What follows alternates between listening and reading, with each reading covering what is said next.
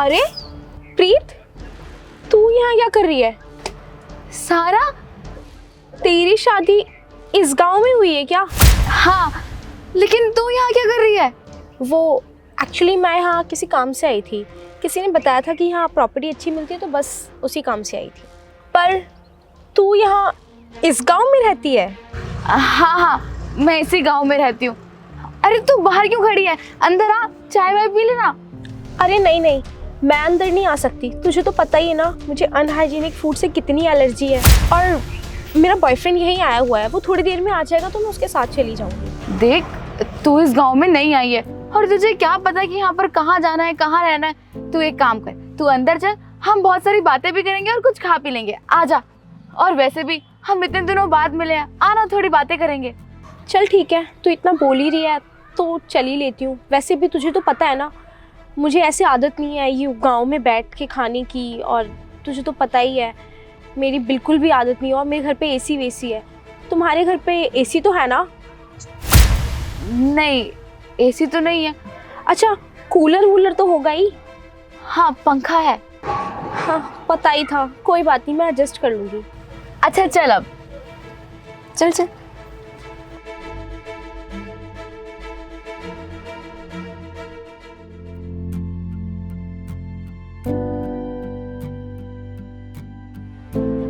Ewe, कितनी सारी potty है यहाँ। I can't tolerate here. मैं यहाँ 2 मिनट भी नहीं रुक सकती। तू यहाँ कैसे रह लेती है? ओह माय गॉड, अगर तू मेरी फ्रेंड ना होती ना, मैं यहाँ पे 1 मिनट भी नहीं रुकती। अरे सारा, वो क्या है ना, तो अभी नई नई गांव में आई है तो तुझे ना गांव की आदत नहीं है। इन गोबरों की तुझे बदबू लग रही होगी। अभी 2-5 मिनट यहाँ बैठेगी ना तो सब ठीक हो जाएगा।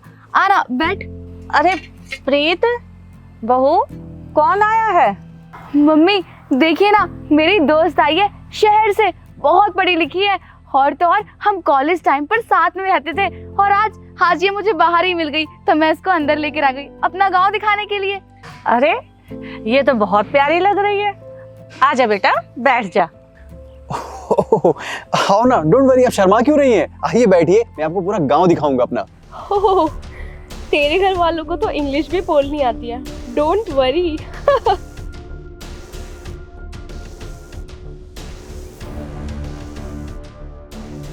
बैठ बैठ, आराम से बैठ। अब तो आराम से बैठ, मैं तेरे लिए गर्मा गर्म चाय बना के लेके आती हूँ। एक सेकेंड, तुम लोग पता नहीं चाय कैसे बनाते होगे, मुझे आदत नहीं है। मैं कॉफ़ी पीती हूँ, क्या तुम मेरे लिए कॉफ़ी अरेंज करा सकते हो? यार, कॉफी तो गांव में कोई नहीं पीता है, सब चाय पीते हैं।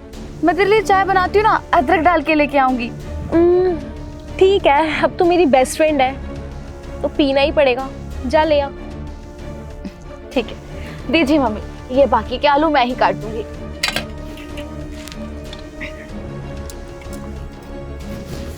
और बेटा, तुम्हारे मम्मी पापा कैसे हैं? क्या करती हो आजकल तुम?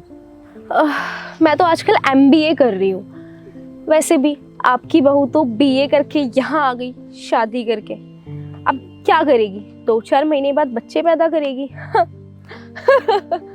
वैसे इसका पति कहाँ है? मैं भी तो देखूं कितना गंवार है इसका पति।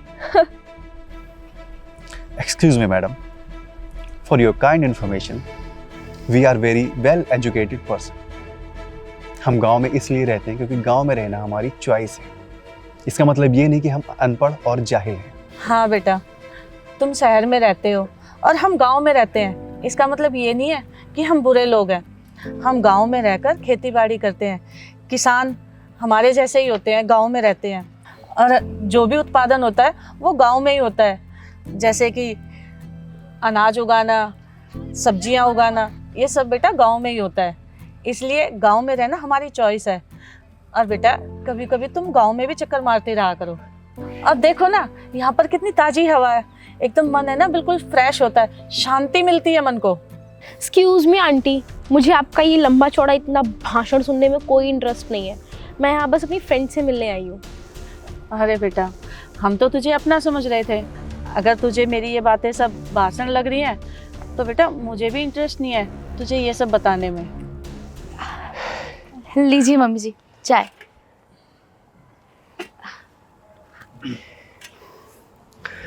माँ जी, खेतों में सारा काम हो गया। आज तो बुआई का भी काम खत्म हो गया। अरे आप आ गए। खुश रहो खुश रहो। ओह, तो यही है तेरा हस्बैंड? हाँ, गवार, पक्का गाँव वाला लग रहा है। क्या बोला आपने? वो मैं, ये देख प्रीत, बॉयफ्रेंड का कॉल आ रहा है। हेलो। हेलो यार, वो जो तुमने प्रॉपर्टी देखी थी वो मैंने रिजेक्ट कर दी है। क्यों? इतना अच्छा तो घर था, हमें ले लेना चाहिए ना। यार तुम्हारे पास सिर्फ बड़े बड़े खर्चे होते हैं। कभी तुम आईफोन का डिमांड करते हो, कभी तुम घर का डिमांड करते हो, और कभी कभी तुम महंगे महंगे मेकअप का डिमांड करती हो, कभी कभी महंगी महंगी गाड़ियों का। यार मैं तुम्हें अपनी गर्लफ्रेंड नहीं बना रहा, ठीक है? और तुम्हारे अंदर बिल्कुल भी तमीज नहीं है। इतना महंगा घर मैं क्यों खरीद पाऊंगा यार? मेरे पास इतने पैसे नहीं है। मेरे घर के हालात तुमने देखे हैं। फोन रखो, दोबारा से मुझे फोन मत करना, समझी?